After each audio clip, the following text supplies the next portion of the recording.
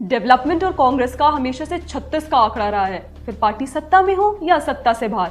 And देखिए ना, कांग्रेस ने तो पहले ही ठान लिया था कि डेवलपमेंट करेंगे नहीं, पर अब यह भी ठान लिया है कि कोई और करेगा तो उसे भी नहीं करने देंगे। तभी तो देखिए कि कैसे ब्रिटेन के एक leftist media portal the guardian के आर्टिकल का हवाला देते हुए कांग्रेस ने हाल ही में संसद में एडजर्नमेंट मोशन पारित किया। अपने नोटिस में पार्टी लिखती है कि अडानी समूह की खावड़ा सोलर ऊर्जा पार्क परियोजना कच्छ के रण में संवेदनशील भारत पाकिस्तान सीमा से सिर्फ 1 किलोमीटर दूर स्थित है, जो दोनों देशों के बीच लड़ाई वाला क्षेत्र रहा है। तो कांग्रेस का दावा कितना गलत है या कितना सही, उस पर बाद में चर्चा करते हैं, पर पहले आप द गार्जियन की इस आर्टिकल के राइटर्स पे नजर डालिए। Hannah Ellis Petersen and Ravi Nair दोनों ही कट्टर मोदी विरोधी हैं। हैना तो आए दिन द गार्जियन में एंटी मोदी और एंटी इंडिया आर्टिकल्स लिखती ही रहती हैं। साथ ही Ravi Nair left wing portal जैसे द वायर और द न्यूज क्लिक का पपेट, जिसको सोरोस पपेट भी कहा जा सकता है क्योंकि इसे भी यूएस एड से फंड मिला है। तो जायज सी बात है कि अडानी को टारगेट करना तो बनता ही है। वैसे भी इस रवि नायर के ऊपर फेक न्यूज फैलाने के केस रजिस्टर हो चुके हैं और ये रफाल सौदा को लेकर पहले से कई और लेफ्ट लिबरल पत्रकारों के साथ मिलकर फेक न्यूज फैला चुका है। पर चूंकि बात देश हित की है तो कांग्रेस और उनके फ्रेंडली पत्रकार अपने प्रोपोगंडा में इतना मदहोश हो जाते हैं कि वो भूल जाते हैं कि बॉर्डर पर इन इंफ्रास्ट्रक्चर प्रोजेक्ट्स का डेवलपमेंट कितना जरूरी है।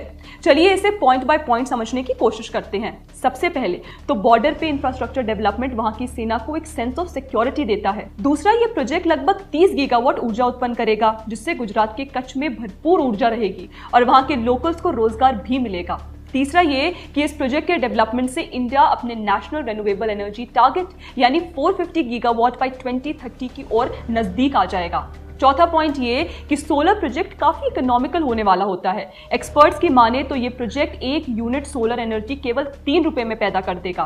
तो जहां हमारी सरकार इस प्रयास में लगी है कि भारत को एनर्जी इंडिपेंडेंट किया जाए और विकसित देश बनाया जाए, वहीं कांग्रेस का इकोसिस्टम विकसित भारत में रोड़े डालने में लगा हुआ है। तभी तो अगर आपने पैटर्न नोटिस किया हो तो ये मालूम पड़ता है कि कैसे पहले एक ब्रिटिश अखबार भारत को टारगेट करते हुए आर्टिकल पब्लिश करता है, फिर कांग्रेस उसी आर्टिकल को सोर्स बनाकर संसद में डिबेट शुरू कर देती है, फिर यही आर्टिकल लिखने वाले संसद की कार्रवाई को हाईलाइट करेंगे और फिर गार्डियन और कांग्रेस के प्रोपोगंडा को बढ़ाने के लिए सुहासिनी हैदर जैसी कथित पत्रकार इसे अपनी टाइमलाइन पर पोस्ट कर देंगी।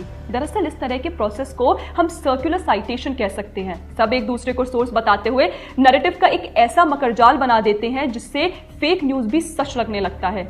देश में काम करने वाला इकोसिस्टम फॉरेन न्यूज सोर्स को कोट करेगा, फिर नेता और एक्टिविस्ट उसे आगे बढ़ाएंगे और फिर वही फॉरेन का सोर्स भारत में हो रही कार्रवाई को कोट करेगा, जिससे नैरेटिव का एक पूरा सर्कल तैयार हो जाता है।